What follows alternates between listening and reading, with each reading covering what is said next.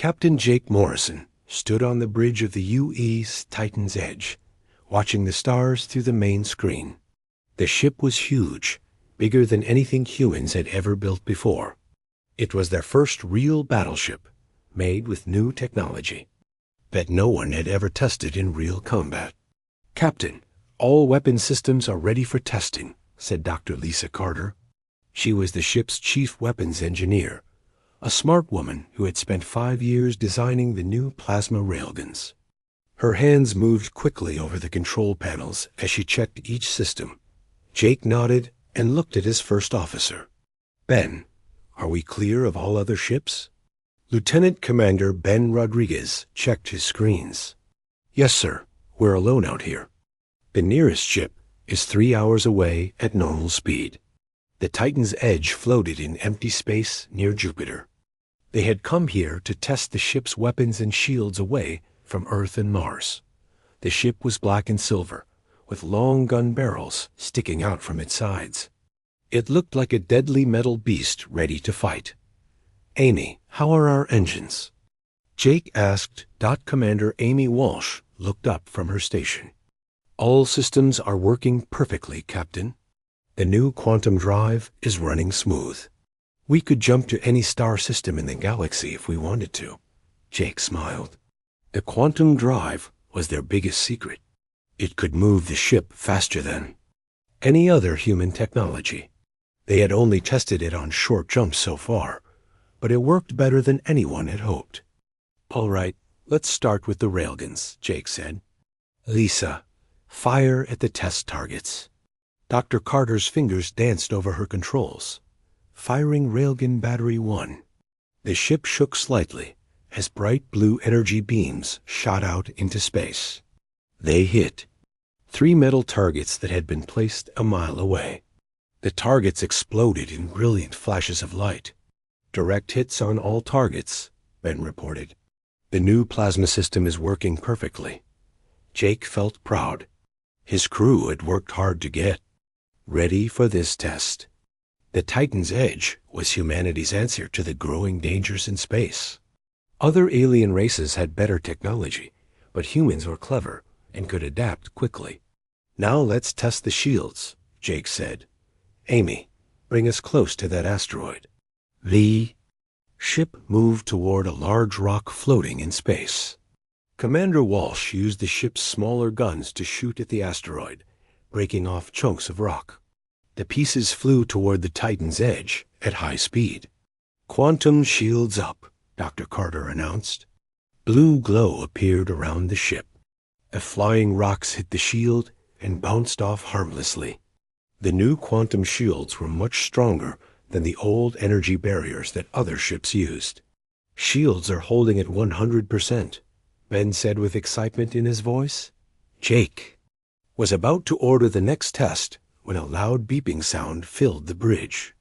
The communications officer, Sam Parker, turned to face the captain with a worried look.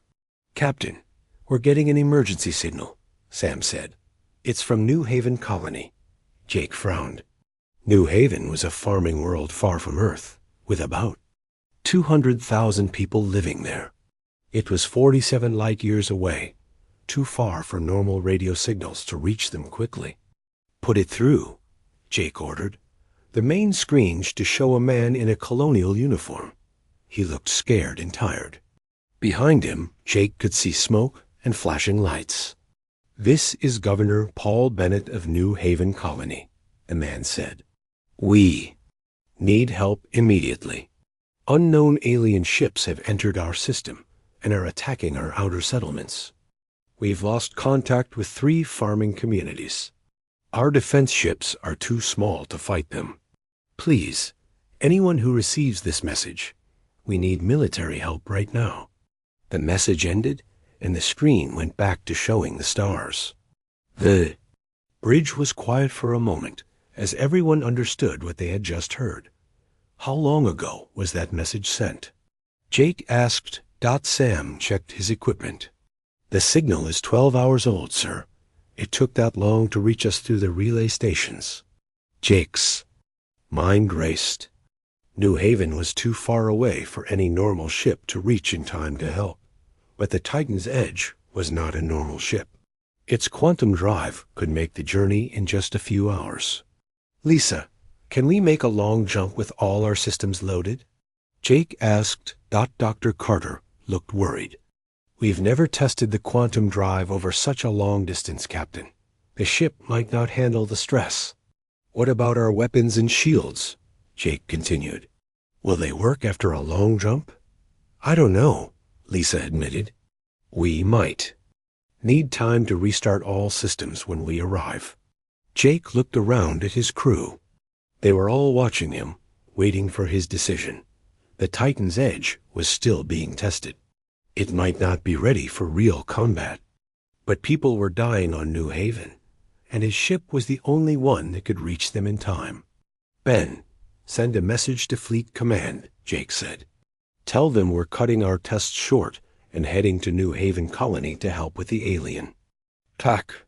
"Yes, sir," Ben replied quickly. Jake turned to Amy. "Plot a course for New Haven. Maximum quantum jump." Amy's fingers flew over her controls. "Course plotted, Captain. We'll arrive in approximately 4 hours."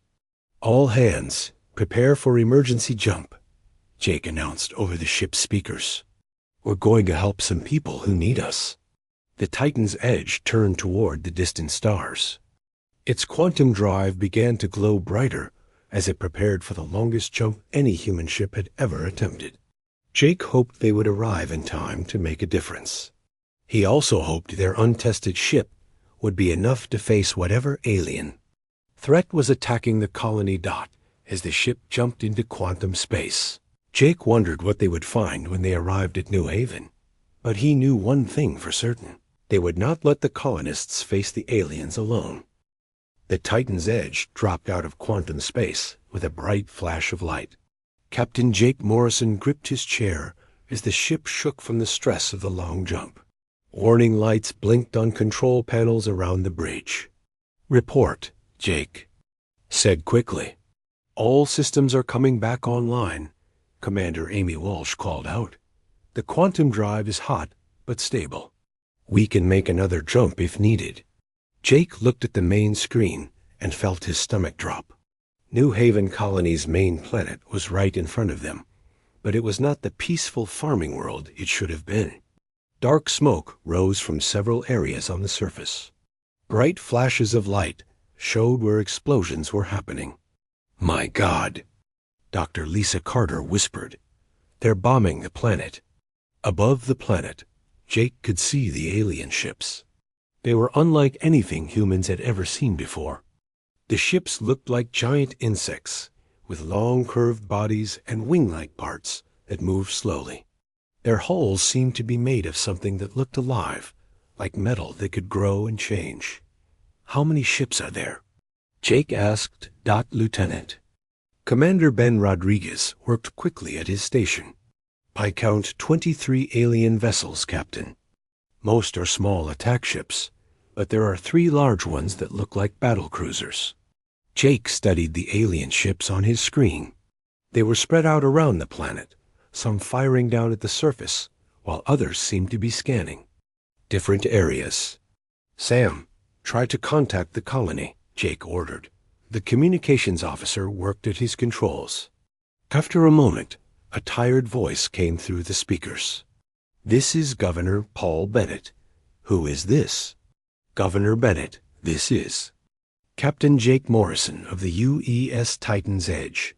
We received your distress call and came to help." There was a pause, then the governor's voice came back, filled with hope. "Thank God. Captain, the aliens attacked our outer settlements first. We've lost contact with 3 farming communities. They have about 15,000 people total." Jake felt angry. The aliens were attacking innocent farmers and their families.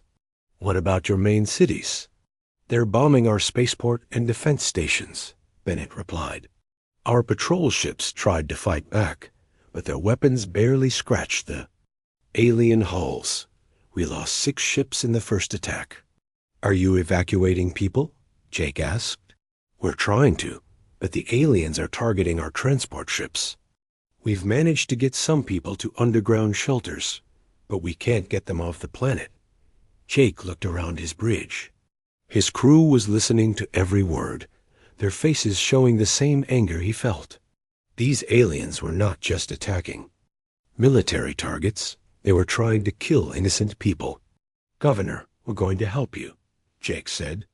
"But I need information about the alien ships. What can you tell me about their weapons?" "They use some kind of energy beam that cuts through our shields like they're not even there," Bennett replied. "And Captain, there's something else. We shot down one of their small ships yesterday. When our people examined it, they found that the hull was made of some kind of living metal. It was trying to repair itself even after the ship was destroyed." "Doctor." Carter looked worried. "Living metal? That means their ships can heal damage during battle." "There's more," Bennett continued. "We captured one of the aliens from the crashed ship. Dr. Ryan Murphy, our chief medical officer, examined it." "Captain, these things are not like us at all. They seem to share thoughts with each other, like they're all connected to one mind." Jake felt a chill run down his spine. A hive mind meant that all the alien ships would work together perfectly. There would be no confusion or delay in their attacks. "Governor, we're going to engage the alien fleet," Jake said.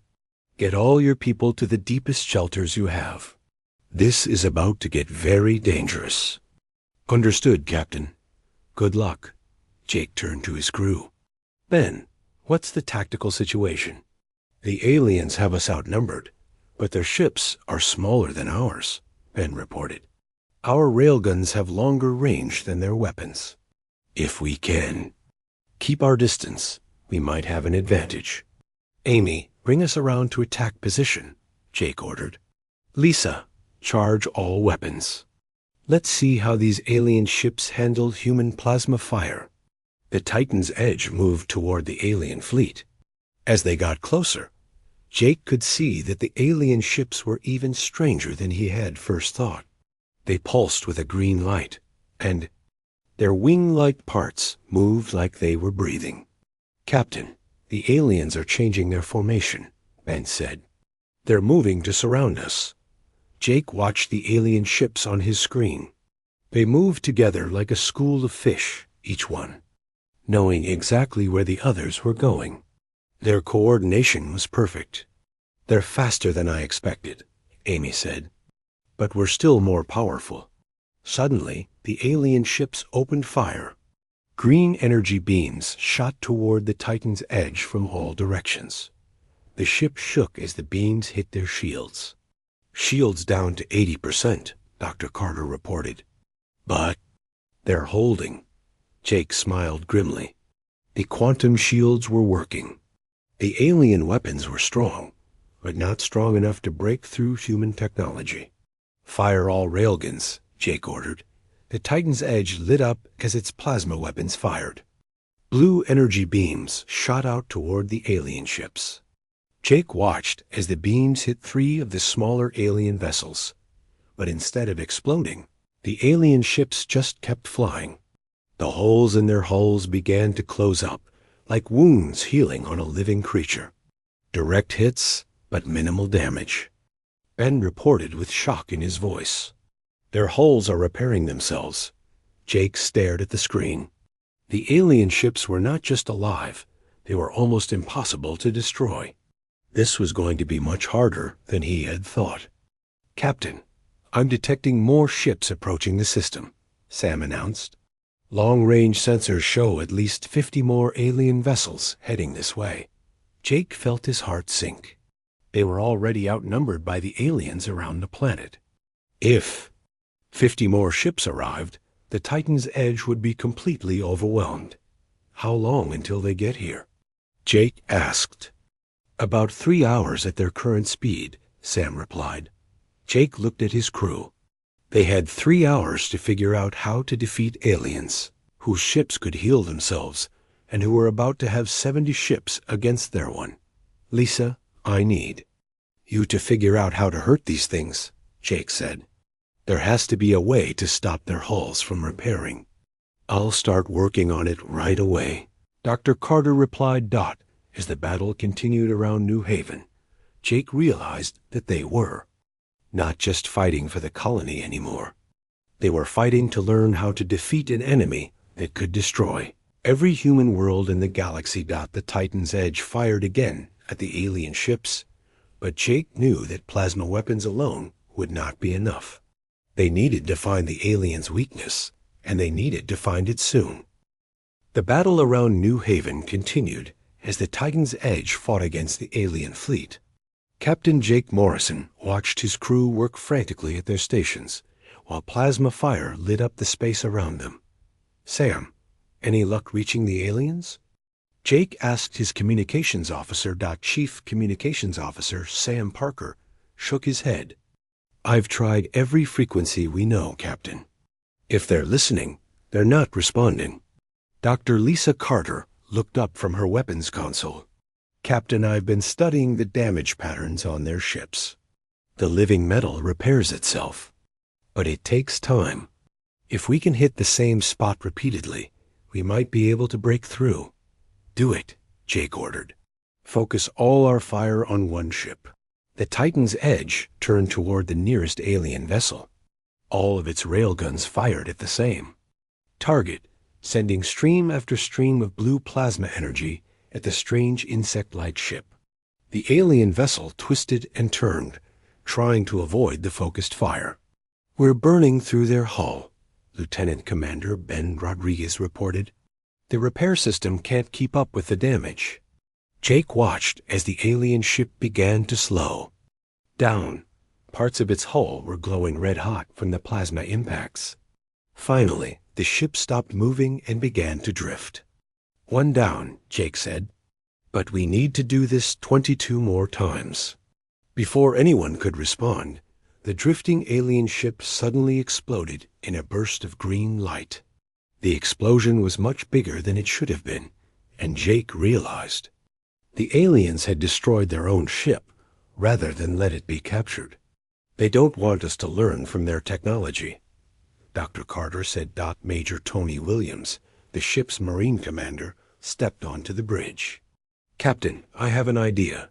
What if we try to board one of their ships before they can destroy it?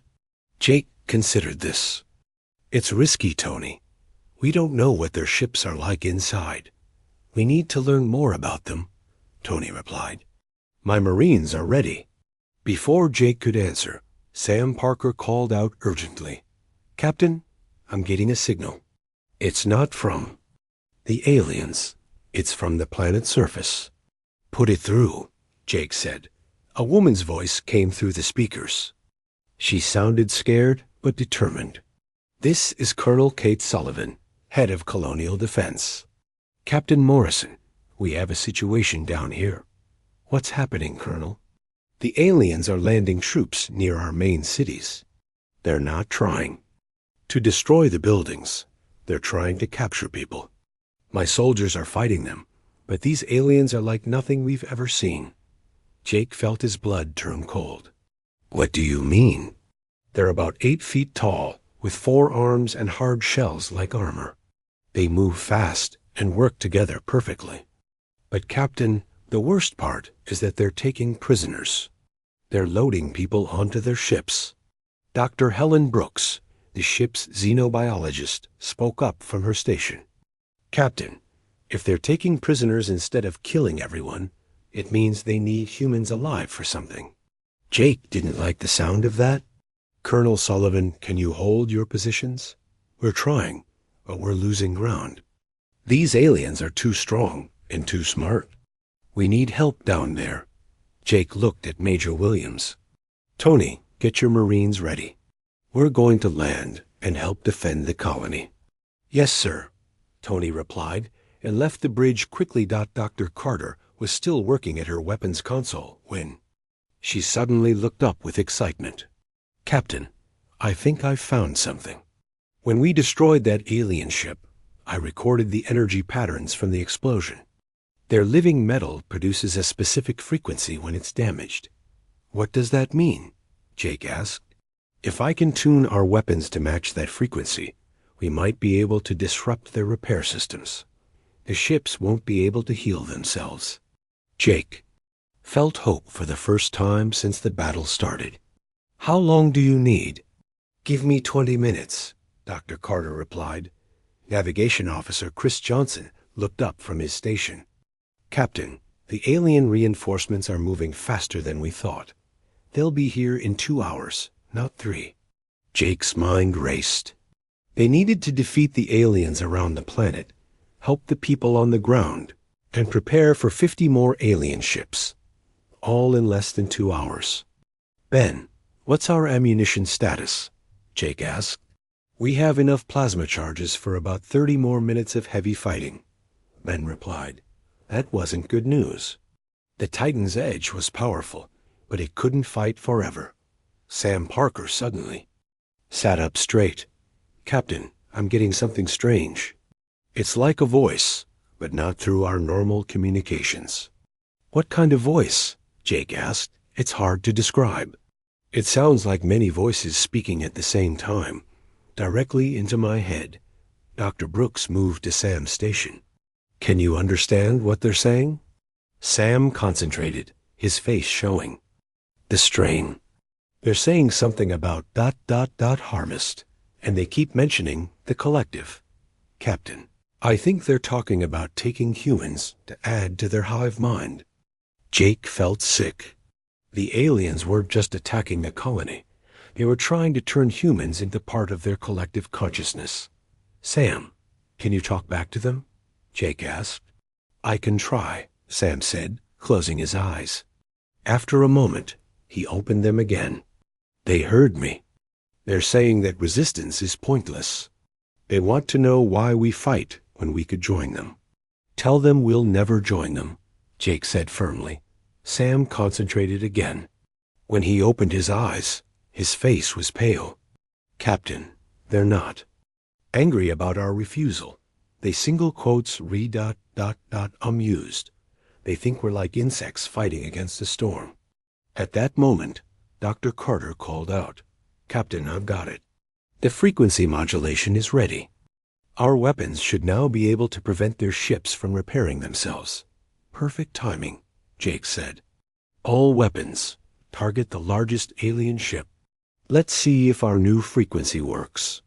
The Titan's edge turned toward one of the alien cruisers. All of its railguns fired at once, but this time the plasma beams had a different color. They were bright white instead of blue. The alien ship shuddered as the white plasma beams hit its hull. Jake watched closely as the damage appeared on the Theo ship's surface. The holes that appeared in the hull stayed open instead of closing up. It's working, Ben reported with excitement. Their repair system is completely disrupted. Jake smiled. Fire again. Let's finish this one. The second salvo of white plasma beams hit the alien cruiser. This time, the ship exploded in a shower of green sparks. The explosion was normal-sized, which meant the aliens couldn't destroy their own ship before it was defeated. That's 2 down, Jake said, but we need to move faster. The remaining alien ships seemed to realize that something had changed. They began to move away from the Titan's edge, trying to keep their distance. They're learning, Dr. Brooks observed. The hive mind is adapting to our new weapons. Jake knew they had won an important victory, but the real test was coming. In less than 2 hours, 50 more alien ships would arrive. The Titan's edge would need to be ready for the biggest battle of its life. Tony, are your Marines ready? Jake asked over the ship's communication system. Ready to drop, Captain, came the reply. Then let's go help the people on the ground, Jake said. And let's hope Dr. Carter's frequency weapon works as well down there as it does up here. The Titan's edge began to descend toward New Havens. Surface, ready to take the fight directly to the alien invaders. The Titan's edge descended through New Haven's atmosphere like a metal thunderstorm. Captain Jake Morrison watched the planet's surface grow larger on the main screen as his ship prepared for the most dangerous part of the mission. Amy, keep us steady, Jake ordered. We're going to need precision flying for this. Commander Amy Walsh gripped her controls tightly. Atmospheric entry complete, Captain. We're now flying at 5,000 feet above the main city. Below them, Jake could see the colonial capital burning. Smoke rose from many buildings, and he could see the bright flashes of weapons firing the streets. The alien ground forces were fighting against the colonial defenders in a brutal urban battle. Tony, are your Marines ready? Jake asked over the communication system. Major Tony Williams' voice came back strong and clear. All drop pods are loaded. And ready, Captain. We'll hit the ground in 30 seconds. Jake watched through the ship's cameras as 24 drop pods shot out from the Titan's edge toward the city below. Each pod carried 4 Marines armed with the new frequency-tuned weapons that Dr. Carter had developed. Sam, contact Colonel Sullivan, Jake ordered. Tell her our Marines are landing and to coordinate with them. Already on it, Captain, Sam Parker replied. She's sending the locations of alien concentrations to Major Williams. Dr. Lisa Carter looked up from her weapons station with worry on her face. Captain, our weapon systems are starting to overheat. We've been in continuous combat for over an hour. Jake checked the ship's status displays. Warning lights were flashing on several systems. The Titan's edge was powerful, but it wasn't designed for this kind of extended battle. How long can we keep fighting? Jake asked. Maybe another 30 minutes of heavy fire, Dr. Carter replied. After that, we'll need to let the systems cool down. Lieutenant Commander Ben Rodriguez suddenly called out from his station. Captain, long-range sensors are picking up something big. It's not the reinforcement fleet we were expecting. Jake felt his heart skip a beat. What is it? A massive alien vessel, at least 10 times bigger than anything we've seen so far. It's coming out of quantum space right now. The main screen changed to show deep space above the planet. A huge shape was materializing from the bright flashes of quantum travel. As it became solid, Jake could see that it was enormous, bigger than any ship humans had ever built. My God, Dr. Carter whispered. It's like a floating city. The alien mothership was shaped like a giant insect, but it was nearly 2 miles long. Its hull pulsed with green light, and Jake could see smaller ships flying around it, like insects around a hive. Ben, how many ships does it carry? Jake asked. I'm counting at least 100 smaller vessels, Captain. And the mothership itself has weapon systems that are larger than our entire ship. Jake realized they were facing an impossible situation. The Titan's edge was already pushed to its limits, fighting the original alien fleet. Now they had to face a mothership that could destroy them with one shot. Captain, incoming message from the surface, Sam announced. It's Major Williams. Tony Williams' voice came through the speakers, mixed with the sounds of battle. Captain, we've linked up with the colonial forces. The new frequency weapons are working perfectly against the alien ground troops. But we have a problem. What kind of problem? Jake asked. The aliens are herding civilians toward collection points. They're not just taking prisoners randomly. They're being very selective. They seem to want specific people. Dr. Helen Brooks looked up from her station. Captain, if they're being selective, it means they're looking for people with certain skills or genetic traits. They might be trying to find humans who would be useful to their collective. Jake felt sick.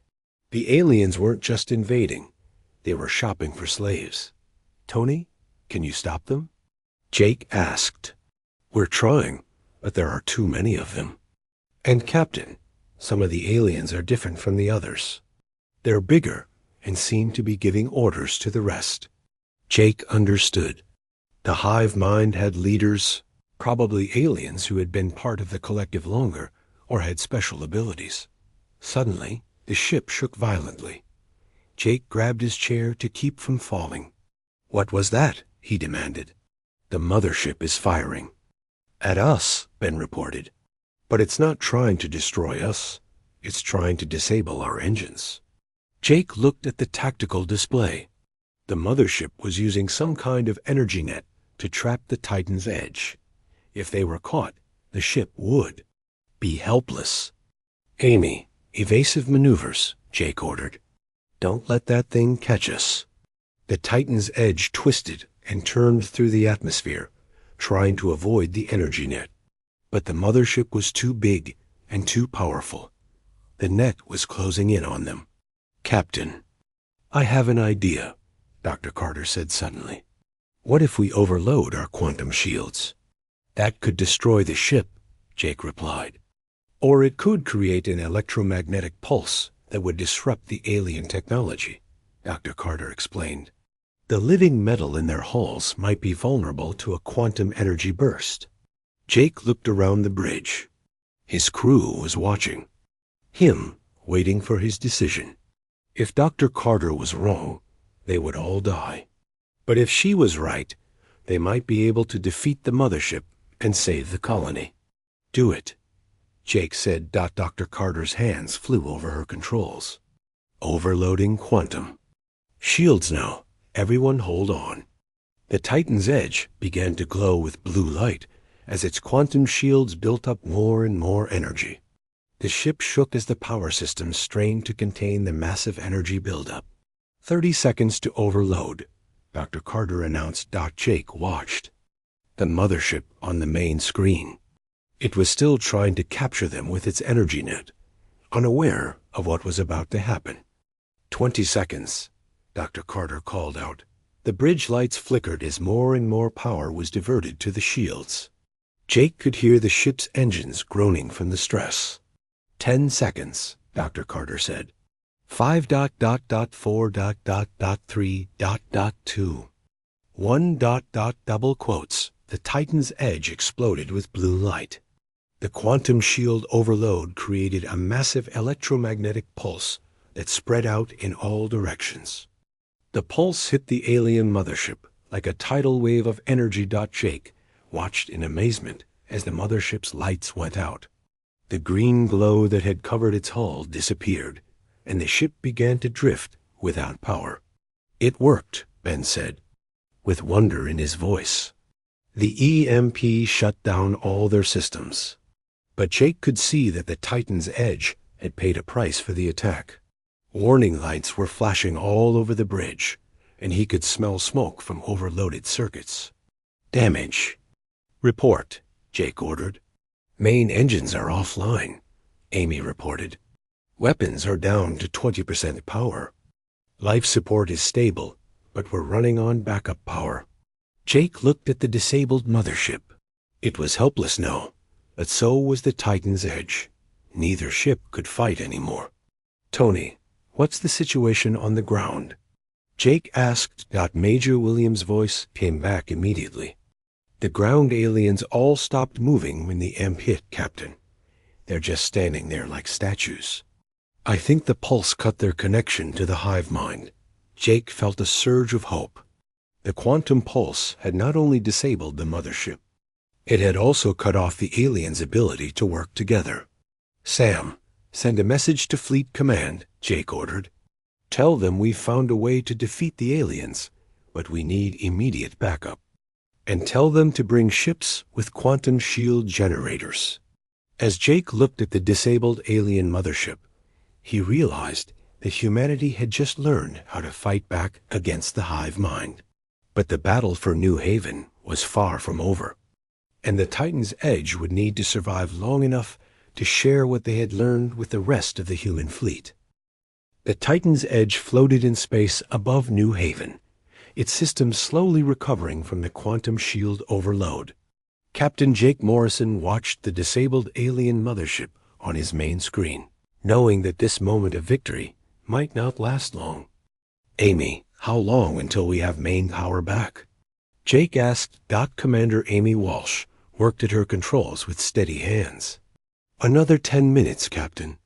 The quantum drive took heavy damage, but engineer Frank Davis says he can get us basic propulsion. Jake nodded. Frank Davis was one of the best engineers in the fleet, and if anyone could fix the ship's systems, it was him. Ben, what's happening with the other alien ships? Jake asked. Lieutenant Commander Ben Rodriguez studied his screens.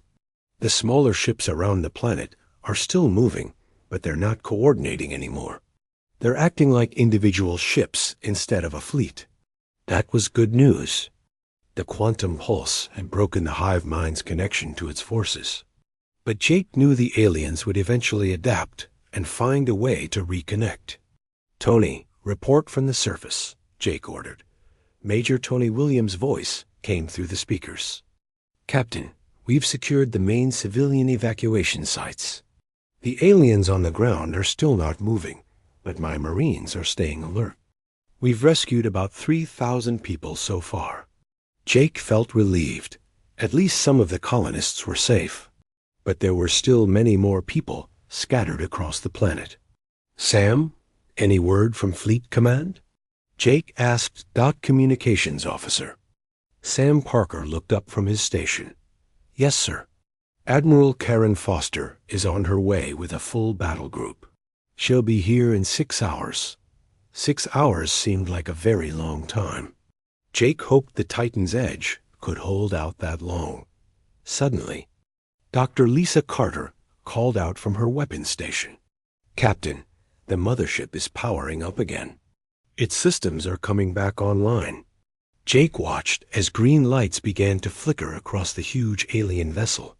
The ship's bioorganic hull was repairing itself, and its weapons were slowly charging. Up? How long before it's fully operational? Jake asked. Maybe 20 minutes, Dr. Carter replied. And Captain, when it comes back online, it's going to be very angry. Jake looked around his bridge. His crew was tired, and his ship was damaged. But they were not defeated. The Titan's Edge had already proven that humans could fight back against the aliens. Lisa, can we do another quantum pulse? Jake asked. Dr. Carter shook her head. Our shield generators are too damaged. We might be able to do a smaller pulse, but it won't be enough to stop the mothership. Jake thought quickly. They needed a new plan, something the aliens wouldn't expect. Then he had an idea. Amy, when the engines come back online, can you get us inside the mothership? Jake asked. Everyone on the bridge stared at him. Commander Walsh looked shocked.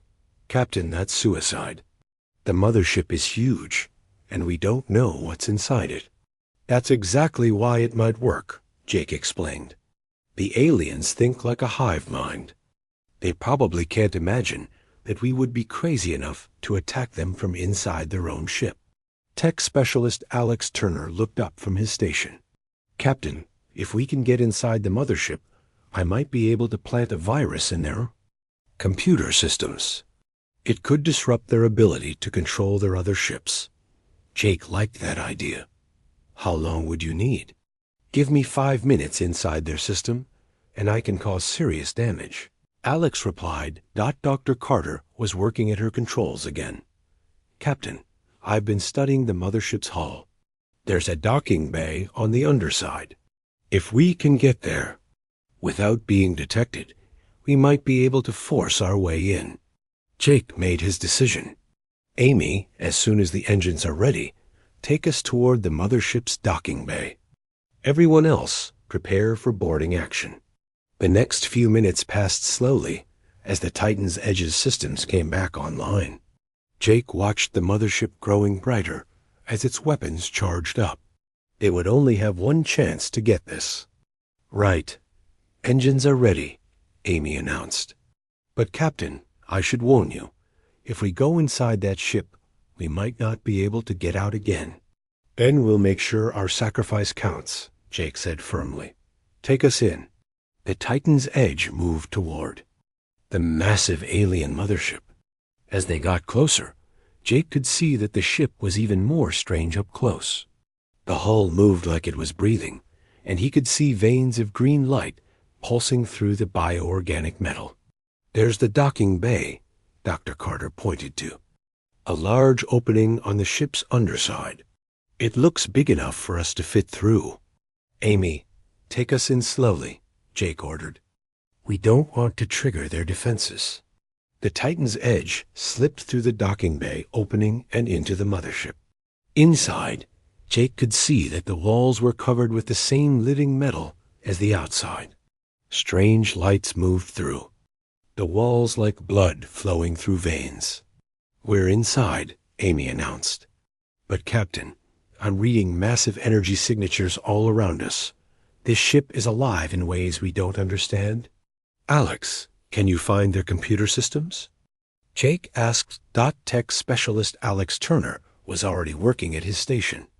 I'm detecting a central control node about half a mile from here. If I can reach it, I should be able to access their main systems. Jake knew they were running out of time. The mothership would realize they were inside soon, and then things would get very dangerous. Tony, take a team and escort Alex to the control node, Jake ordered. The rest of us will stay here and keep the ship ready for a quick escape. Major Williams and 6 Marines met Alex Turner in the ship's main corridor. They were all carrying the new frequency-tuned weapons that had proven so effective against alien technology. Good luck, Jake said as they left the ship. For the next few minutes, Jake waited anxiously as Tony's team made their way through the alien mothership. Sam Parker was monitoring their progress through the Marines' helmet cameras. They're moving through some kind of organic corridor, Sam reported. The walls are pulsing like a heartbeat. Jake watched the camera feeds on his screen. The inside of the mothership looked like the inside of a giant creature. Everything was curved and organic, with no straight lines or sharp angles. Contact. Tony's voice came through the speakers. We're seeing alien crew members. They look different from the ones on the planet, bigger and more armored. Jake could hear the sound of weapons fire through the communication system. The frequency-tuned guns were working well against the aliens inside the ship. We've reached the control node, Alex announced. Give me 5 minutes. But they didn't have 5 minutes. Suddenly, the entire mothership began to shake. Warning. Lights started flashing throughout the alien vessel. They know we're here, Dr. Carter said. The ship is trying to close the docking bay. Jake watched as the opening they had come through began to shrink. Soon it would be too small for the Titan's Edge to escape through. Amy, be ready to get us out of here fast, Jake ordered. Captain, I'm in their system, Alex reported. I'm uploading the virus now. But this computer is like nothing I've ever seen.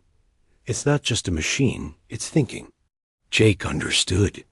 The mothership's computer was probably part of the hive mind itself. How much longer? Jake asked. 30. More seconds, Alex replied. But the aliens weren't going to give them 30 seconds. Jake could see armed aliens running toward the docking bay on his security cameras. They would be at the Titan's Edge in moments. Tony, get your team back here now, Jake ordered. On our way, Tony replied.